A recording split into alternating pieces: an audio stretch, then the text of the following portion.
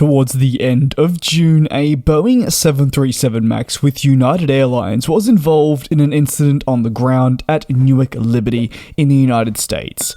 The aircraft, registered as N37516, is a 737-9 and saw an engine fire while taxiing into the gate after concluding a routine flight. The NTSB has now released additional information about the incident from what we have so far.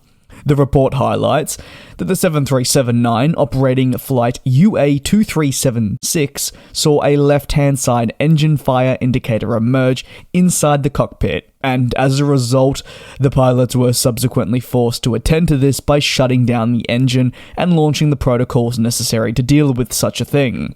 UA2376, for some added background, operated a flight to Newark Liberty on a routine service originating from Fort Lauderdale Hollywood International Airport.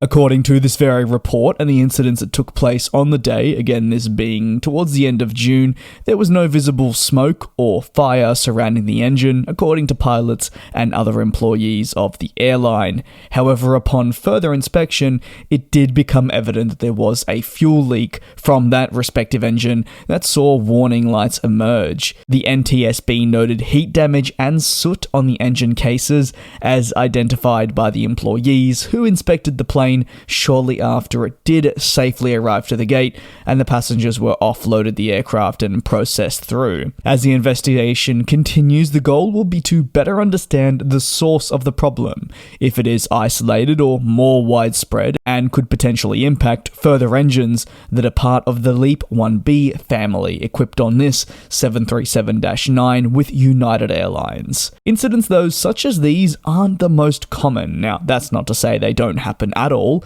but if anything, it's a testament to the continued safety of the aviation industry. And while, on the grand scheme of things, a very minor incident, it is nonetheless important for a thorough investigation to take place.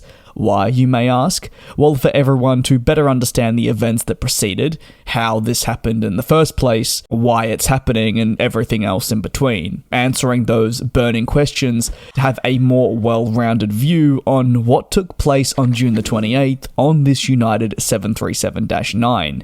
At the end of the day, a minor incident needs to be treated like the same as a big incident, because when you're dealing with hundreds of lives per day on board this aircraft, it is the absolute priority to make sure that it's safe. If you have any thoughts, let me know down below in the comments.